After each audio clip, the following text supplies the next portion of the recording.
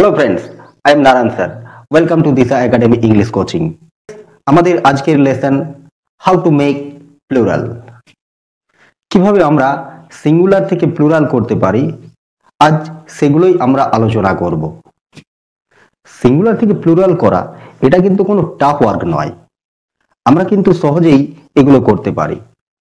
হ্যাঁ, অবশ্যই এখানে তোমাকে কতগুলো নিয়ম মনে রাখতে হবে, যে নিয়মগুলো তোমাকে সাহায্য করবে কিভাবে সিঙ্গুলার থেকে প্লুরাল করতে হয়।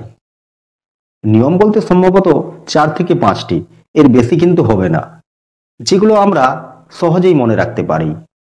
তো চলো সেগুলো একটু দেখে নেওয়া যাক। সিঙ্গুলার থেকে প্লুরাল করার জন্য আমাদের প্রথম যেটি মনে রাখতে হবে সেটি হচ্ছে, সাধারণত আমরা যে কোনো নাউনের সাথে এস যোগ করে প্লুরাল করতে পারি।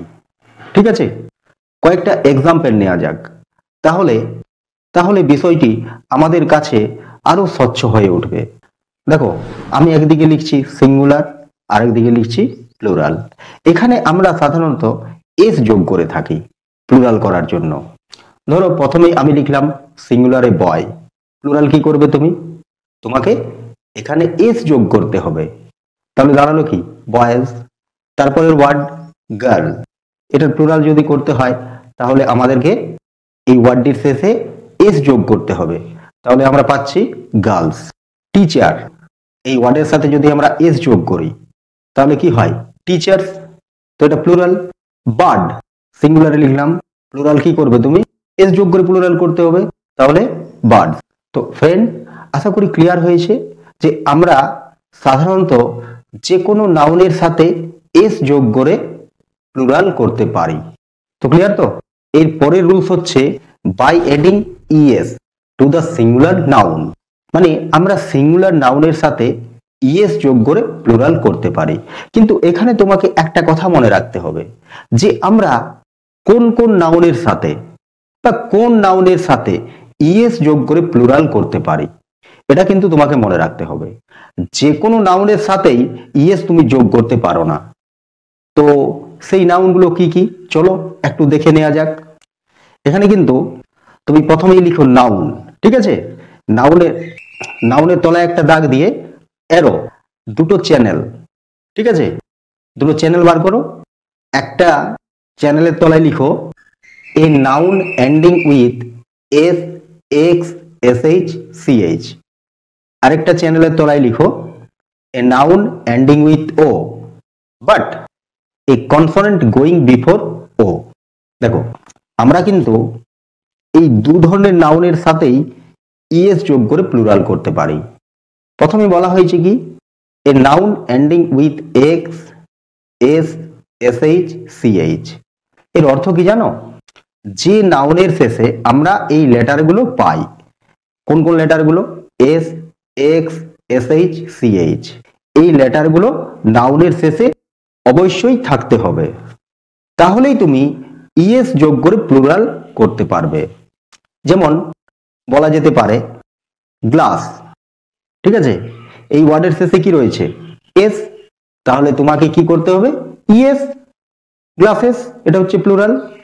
বক্স, এই ওয়ার্ডের শেষে কি রয়েছে? এক্স, তাহলে তুমি কি করবে?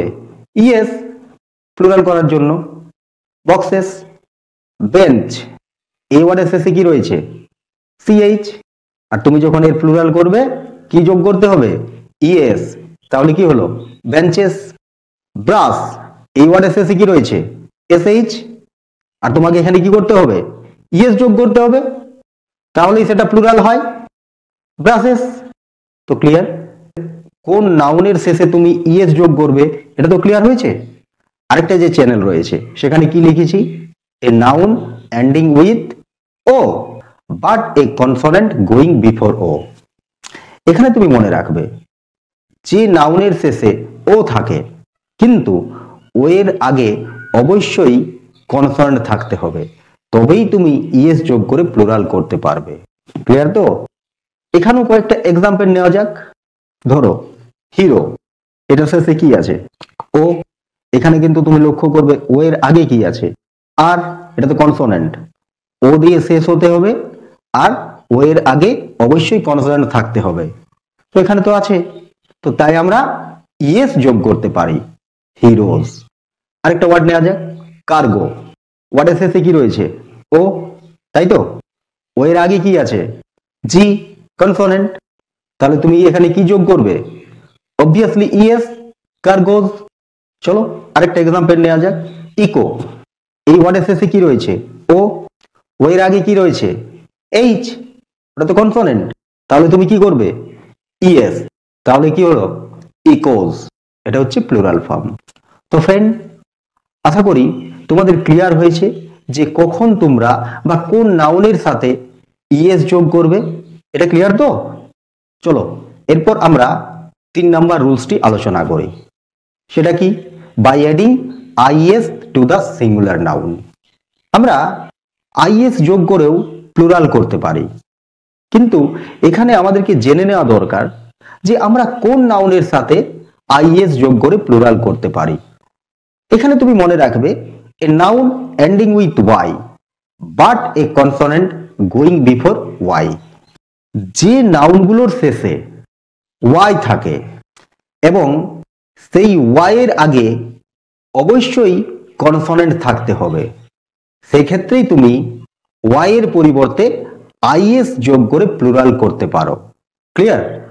তো চলো কতগুলো এক্সাম্পল নিয়ে নেওয়া যাক। ধরো ফ্লাই, এই ওয়ার্ডটির শেষে তো ওয়াই আছে, তাই না? আর একটু ভালো করে লক্ষ্য করো, ওয়াই এর আগে কি আছে? এল। এটা কি? কনসোনেন্ট। তাহলে তুমি কি করবে? ওয়াই এর পরিবর্তে আইএস করো, তাহলেই সেটা প্লুরাল হয়ে যাবে। Fly, flies. এভাবে আর্মি, এই ওয়ার্ডের শেষে কি রয়েছে? ওয়াই। আর ওয়াই এর আগে কি রয়েছে? এম। এটা কি? কনসোনেন্ট। তাই আমরা এটাকে প্লুরাল করার জন্য ওয়াই এর পরিবর্তে আইএস করব, তাহলে কি দাঁড়ালো? আর্মিজ। ক্লিয়ার হয়েছে? এর পরের যে রুলস রয়েছে সেটা হচ্ছে by adding VES to the singular noun. আমরা ভিএস যোগ করেও প্লুরাল করতে পারি, কিন্তু এখানে তোমাকে মনে রাখতে হবে যে আমরা কোন নাউনের সাথে ভিএস যোগ করে প্লুরাল করতে পারি। তো তাই তোমাকে মনে রাখতে হবে এ noun ending with F or FE. যদি কোনো নাউনের শেষে এফ বা এফই থাকে তাহলেই তুমি ভিএস করতে পারো। এই ভিএসটা তোমাকে করতে হবে এফ বা এফির পরিবর্তে। তো চলো কতগুলো এক্সাম্পল নিয়ে নেওয়া যাক। ধরো ওয়াইফ, এর শেষে কি রয়েছে? এফি। এটাকে যদি প্লুরাল করতে হয় তাহলে তোমাকে করতে হবে ওয়াইফস, এফির পরিবর্তে ভিএস। ক্লিয়ার? এর পরের ওয়ার্ড হলো থিপ। এই ওয়ার্ডের শেষে কি আছে? এফ। আর এই এফ এর পরিবর্তে তোমাকে করতে হবে ভিএস, তাহলে কি দাঁড়ায়? থিপস। তাই তো? এর পরের ওয়ার্ড লোভ। এই ওয়ার্ডের শেষে কি রয়েছে? এফ। তাই তো? আর এফ এর পরিবর্তে তোমাকে কি করতে হবে? ভিইএস। এটা তো করতে হবে, তাহলে কি দাঁড়ালো? লোভস। আরেকটা এক্সাম্পল নেওয়া যাক, লাইফ। এই ওয়ার্ডের শেষে কি রয়েছে?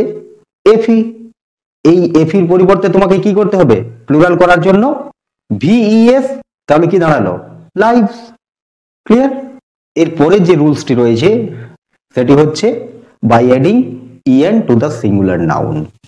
মানে আমরা সিঙ্গুলার নাউনের সাথে ইএন যোগ করে প্লুরাল করতে পারি, কিন্তু এখানে মনে রাখবে আমরা মাত্র 3টি নাউনের সাথেই ইএন যোগ করে প্লুরাল করতে পারি।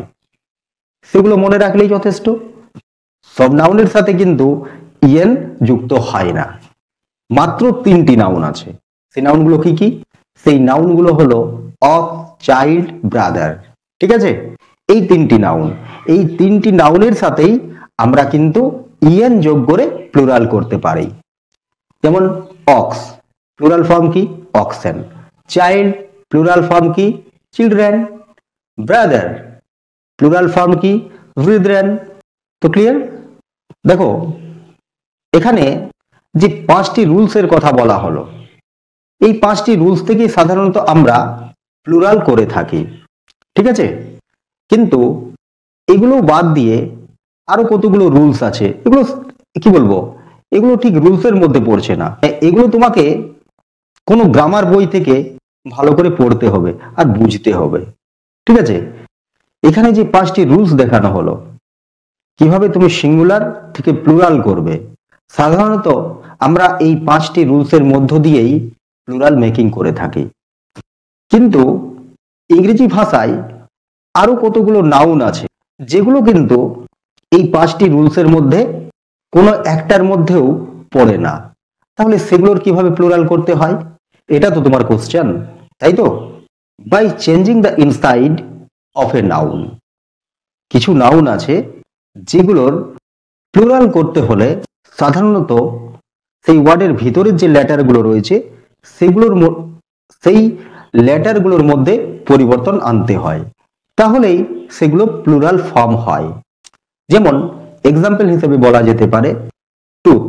এই ওয়ার্ডটির যদি প্লুরাল করতে হয় তাহলে তোমাকে করতে হবে টিথ। এখানে ডবল ও, সেটার পরিবর্তন করে তুমি কি করলে ডবল ই, প্লুরাল করার জন্য। যেমন ধরো ফুট, এর প্লুরাল কি ফিট, এখানেও কিন্তু ডবল ও এর পরিবর্তে তুমি করলে ডবল ই। ঠিক এইরকম আরো অনেক নাউন রয়েছে ইংরেজি ভাষাতে যেগুলোর পরিবর্তন কিন্তু এইভাবেই করতে হয় প্লুরাল করার জন্য। এটা কিন্তু তোমাকে মনে রাখতে হবে, কিন্তু এগুলো তোমাকে পড়াশোনা করেই জানতে হবে। এইগুলো কিন্তু কোনো রুলসের মধ্যে পড়ছে না। তুমি যত বেশি জানবে তত বেশি তোমার সুবিধা হবে, ঠিক আছে? কারণ এগুলোকে তুমি কোনো নিয়মের মধ্যেই ফেলতে পারবে না। আবার ইংরেজিতে কতগুলো নাউন আছে যেগুলোর পরিবর্তন কিন্তু হয় না, সিঙ্গুলারেও যা ফর্ম আর প্লুরালেও সেই একই ফর্ম।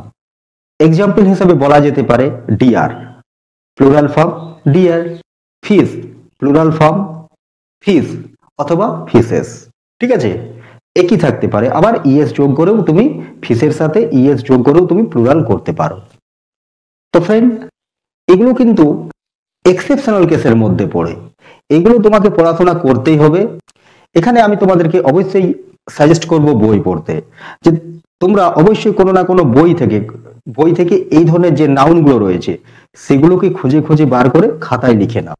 কারণ এগুলোর কিন্তু কোনো নিয়ম হয় না, এগুলো তোমাকে জানতেই হবে। তবে এখানে আমি একটা কথা বলে রাখি, যে নাউনগুলো কোনো নিয়মের মধ্যে পড়ছে না, ঠিক আছে, কিভাবে তুমি সেগুলো প্লুরাল করবে, এই যে 5টি রুলস আমি তোমাকে একটু আগেই বলেছি, এই 5টি রুলসের মধ্যে যেগুলো পড়ছে না, ঠিক আছে, এই ধরনের নাউনগুলোকে আমি খুব তাড়াতাড়ি আমার অ্যাপে আপলোড করতে চলেছি। হ্যাঁ, অবশ্যই আমি তোমাদেরকে জানিয়ে দেব যে আমি আপলোড করেছি কি না, ঠিক আছে? এটার কিন্তু একটা কাজ চলছে।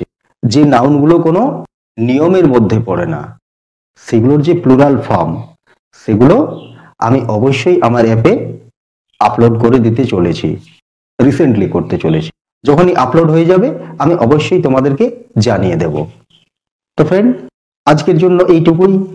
আমি আমার নেক্সট ভিডিওতে আলোচনা করতে চলেছি the use of article with a common noun. হ্যাঁ, আজকের বিষয়টি তোমাদের কেমন লেগেছে? যদি ভালো লেগে থাকে তাহলে লাইক, শেয়ার ও সাবস্ক্রাইব করতে ভুলে যেও না কিন্তু। হ্যাঁ, আরেকটা কথা, তোমরা তোমাদের মতামত কমেন্টে অবশ্যই জানিও। আমি তোমাদের কমেন্টের অপেক্ষায় রইলাম। Thanks for watching my video.